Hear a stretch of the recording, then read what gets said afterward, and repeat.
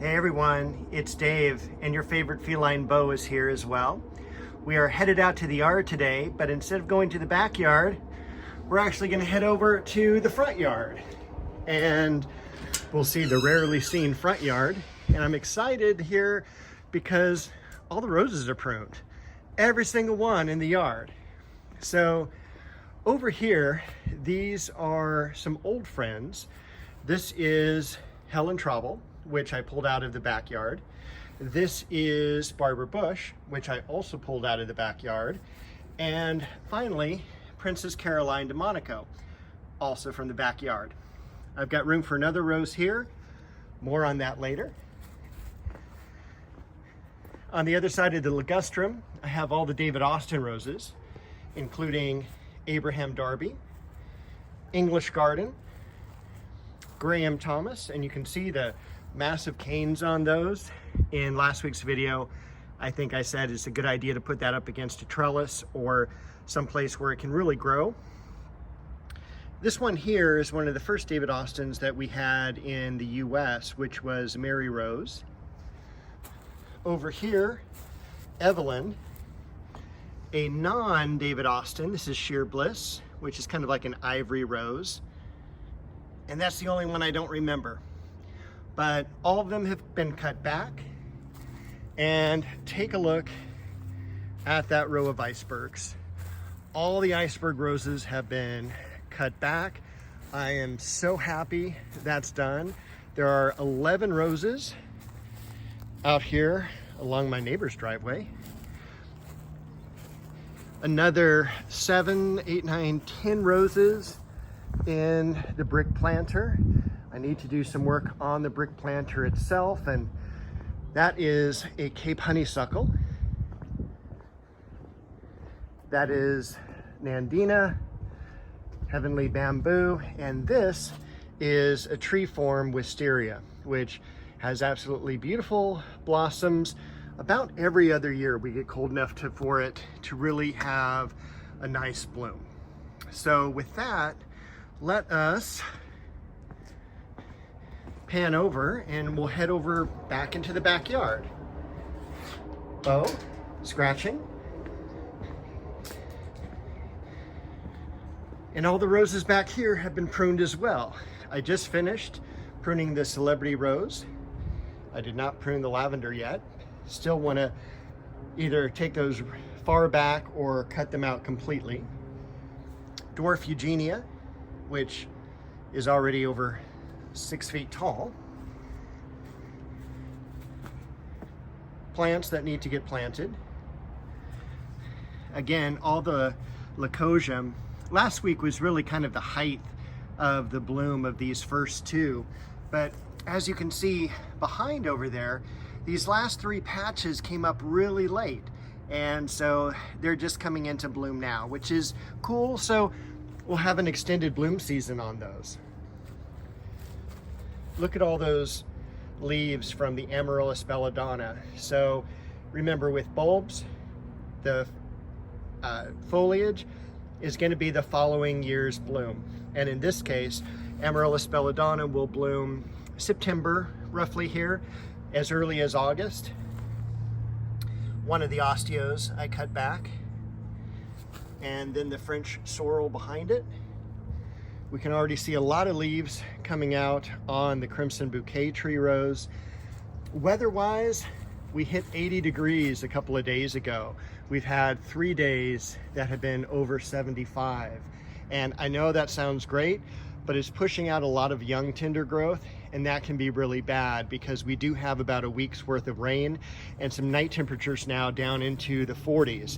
So that is not good because we can get some frost damage. So we'll keep our fingers crossed. Look at all that cool foliage from the fern coming up. One of the Japanese maples. I dug up that fern there. I'm going to transplant it.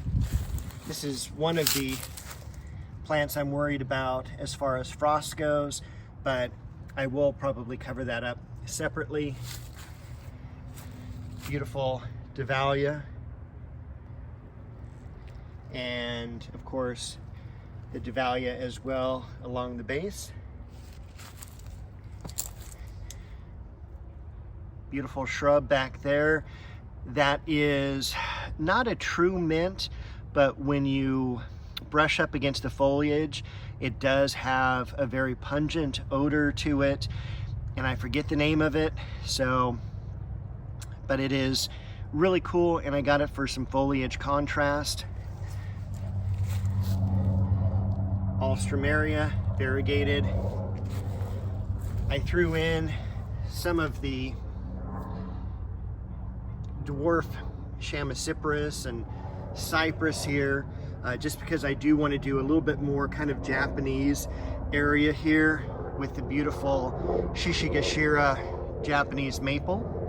And of course, as soon as I started recording, I think you can hear the helicopter in the background, but that's par for the course here. And that, my friends, is the very first hyacinth to appear. One of the things I was really worried about this year is that the daffodils haven't really come up yet. The Lycosium, half of them came up early and half of them are still behind. Ooh, we got a little bit of columbine here as well. And early bloom on the heliotrope, one of my favorite fragrances, but granted it is an old-timey fragrance. It's kind of like violet in a way. And then we've got the cutback variegated scented geranium. I've got some ajuga and also some violas to put around here as well, hoping to get more of the ground covered besides just with the mulch. We do have a lot of nice growth coming from the bee balm. And then we have this one cool daffodil coming up, but I did some digging and I think it was right around here. Yeah, so it's not too far away, but you know, that's February silver daffodil. That should be up already because it will bloom in February. Pomegranate looking great. That's the Gemini tree rose as well. Yes, I still need to plant the Japanese snowball or snowdrop. I'm forgetting which one that is, but it is styrax, and the yellow magnolia as well needs to get into the ground. So I've got my job cut out for me this week, and this is why I'm doing the video a little bit early in the week as well. I'm shooting this on the last day of January, January 31st, 2024, 1 month already gone, which is crazy. And I think this is my 10th video of season 2 already. So we're like 20% of the way through season 2. It's just going so quick. But this is the Japanese maple I planted last year. I've been checking Home Depot. They haven't got their Japanese maples in because I got that for $60 and I should have gotten at least 2 or 3 others. Back here, everything's looking good, sun setting, so I'm getting a little bit of brightness. Chinese fringe tree, can't wait for that to leaf out. The Pittosporum back here are doing great. The Jatropha, I think is just getting too much water, and this is one of the colder areas back here, so I may be just cutting that back. It might be removed, we'll see. Hold on there, Jatropha. Warm weather's coming soon. Over here, I wish I could tell you that I moved the dogwood, but I didn't. But it is at the top of my list because all the roses are pruned now. Also, we'll take a look at that Hymenanthus. Look at that foliage on that. That's just amazing. And this week I did prune the Anna apple. And when I talk about pruning, I'm talking major pruning. I took out probably about at least a third of the tree. A couple major branches, cleaned them out to where there's like a giant gap right here. But it was really for the best. There was a lot of branches that were too close together, and this also really reduced the size of the tree as well. Anna apple is, I don't want to get in trouble for saying this, it's a natural dwarf tree. It doesn't really come in semi-dwarf or standard. Anna's just one size. It is a great tree for the home gardener. It has very low chill hours, heavy producer, but the apples go bad really quick once you pick them. They are not for canning or anything like that. Pick them, eat them immediately. So, and they're also a very early producer. This will be one of my first trees in bloom, and you'll start to have apples as early as late May, early June. I mean, it is so amazing how quick these produce. And also thinning out the tree so much will also reduce the crop of the apples.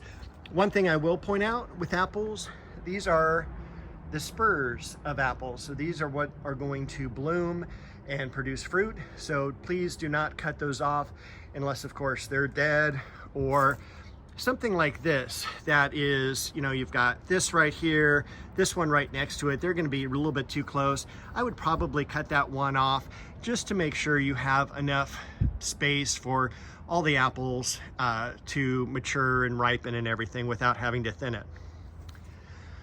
Besides pruning the apple tree, I also moved the giant Westringia that was here, and it was definitely the right thing to do because it was blocking so much of this area. I mean, it looks like a whole new area has been opened up. And I moved it over here. It looks great here. It's gonna fill up perfectly underneath the tree. It's gonna be filling a gap in the plants where no one walks anyway. And it should be far enough away from this thuya, and I can always prune it if it gets too close.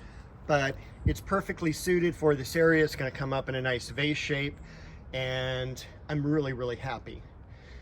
The one thing I am gonna move is this rose here, which is buried. I need to dig it up anyway to unbury it because the bud union, like some of the roses on the other side here, have sunk below the surface of the soil. So I'm gonna dig that up. I might move it across the yard. I'm not sure yet. Hey, it might even go out in the front yard. And I'm gonna put another Japanese maple here. So I've already got my eye on one that's kind of like a waterfall maple. I thought it would look good next to the fern leaf Hinoki cypress, as well as the other Chamaecyparis on the other side. That's the blue girl rose just leafing out now. And look at all of the scilla coming up. So super happy.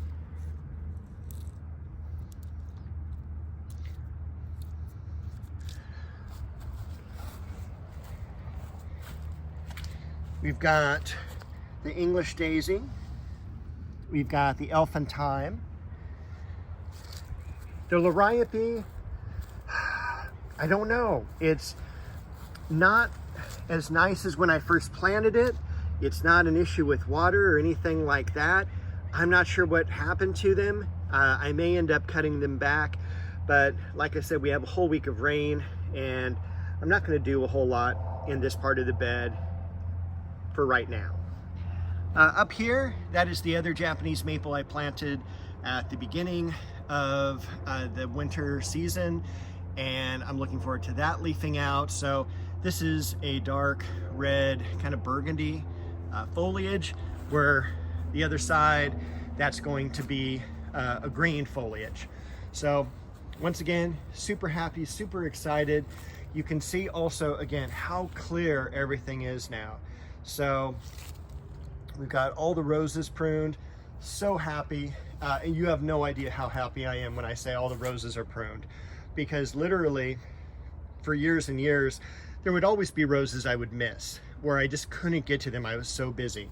And by the way, this right here, that is the Philadelphus, the mock orange that I got last year from Laguna Hills Nursery. I hope you enjoyed the video visiting them last week.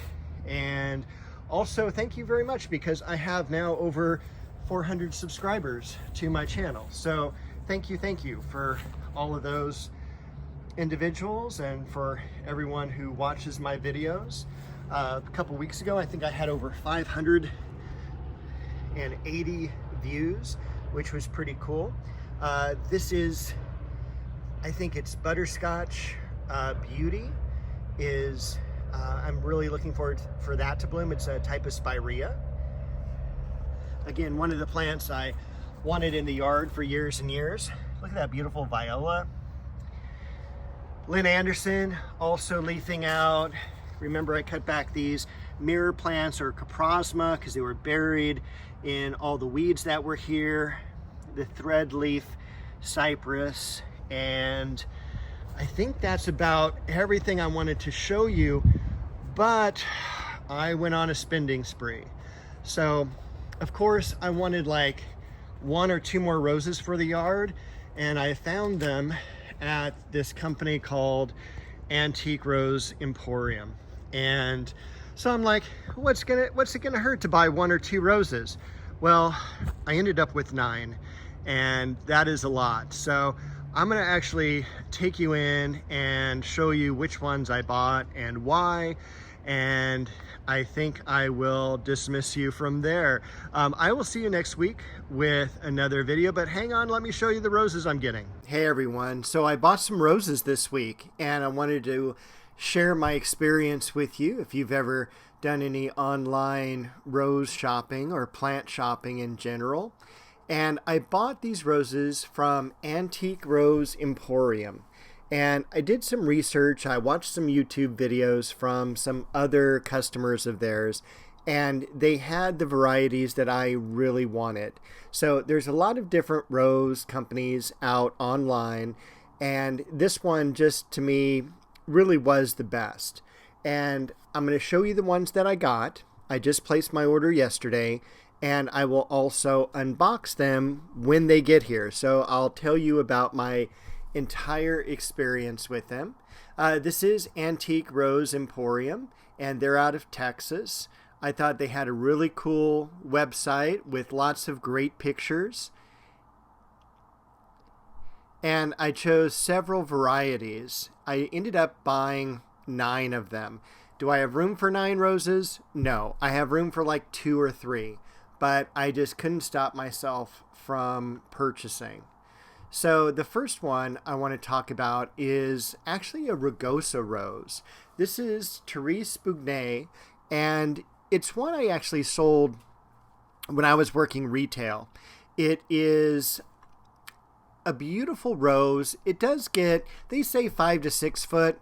I found that it was more about 3 to 4 foot. The canes had a lot of spine, a lot of thorns on them, and a very light color in terms of leaf, but the flower was just outstanding.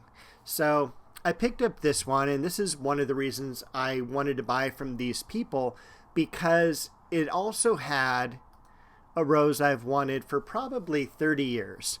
Souvenir of the Bad House, Souvenir de la Malmaison. And this one has been around since 1843, and it's always known to be very, very fragrant. And so a lot of the roses that I chose, not only are they old-time roses from the 1800s, but they do have a tremendous amount of fragrance as well. And I'll scan some of the pictures here. So this one's a much more compact rose bush. Souvenir de Malmaison also comes as a climber, and they do carry that as well. This one I was really excited to get as well when they said that this dainty little rose has a powerful perfume that can scent an entire room. Well, we will see later in the summer whether that's true or not. But it says it's similar to Cecile Brunner, which is a rose that I've got in the yard, and we'll scan through the photos here as well. Not necessarily a pretty rose, but again, I'm going kind of for that fragrance. And 1884 puts this right about the same time as Cecile Brunner, and I figured since this was a rose that also stayed pretty compact, that's a pretty image there, that this would be a great one to get. Madame Plantier, I thought was also cool, from the early 1800s, and I'm just looking forward to planting that one. I thought that would be a cool, and again, it's a white rose, and you can never have enough white roses. Lamarck is a much different rose. And again, this is a heavily scented rose. We'll scan through the images here. And with this one, it gets 12 feet to 20 feet. So even though it's not marked a climber, it's definitely the size of a climber. So I'm going to put this on the back fence is my plan.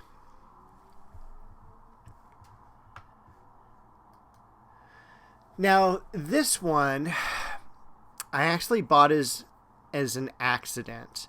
And I don't even know how to pronounce this correctly. Clotilde Super.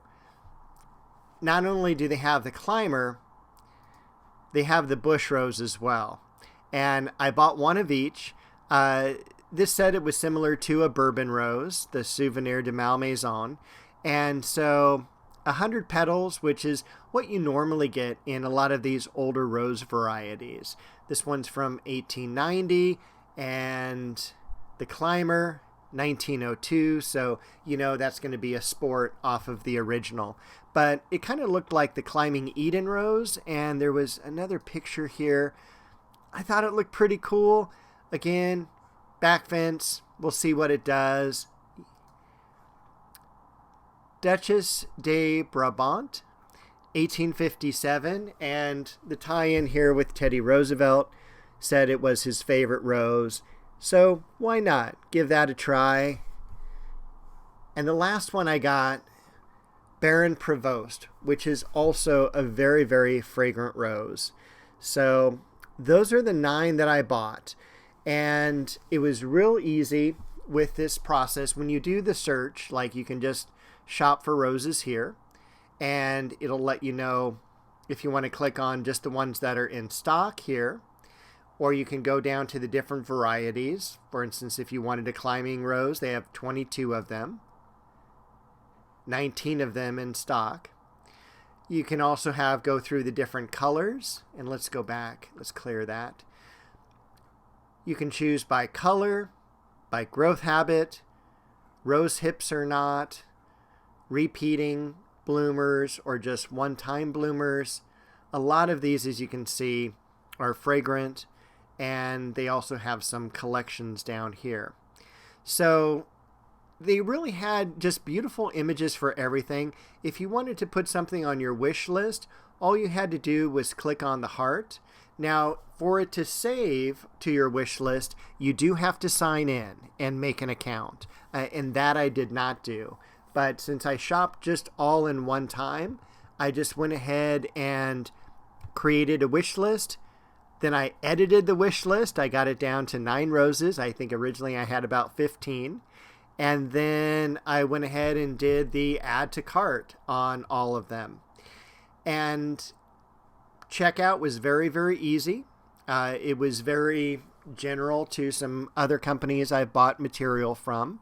Not plants, but other goods. And it was very, very quick. It was easy. There wasn't anything confusing about it. I did charge it to my debit card, and it immediately went through when I checked my bank statement just a few minutes later.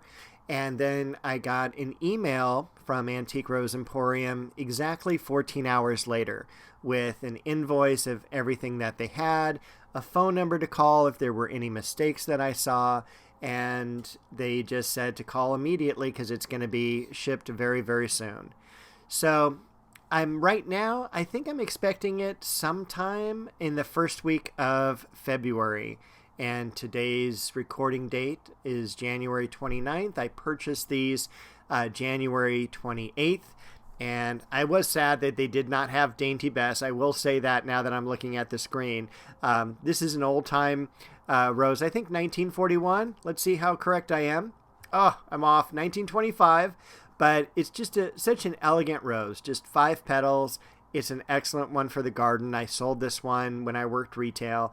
And it is definitely a favorite. I don't remember it being very fragrant or anything. But again, it's just a really nice rose. A single rose for the garden. But everything so far has been really great with Antique Rose Emporium. I'm going to do another I will do an unboxing video. How about that when I get the roses in? So with that, I will see you in the next video.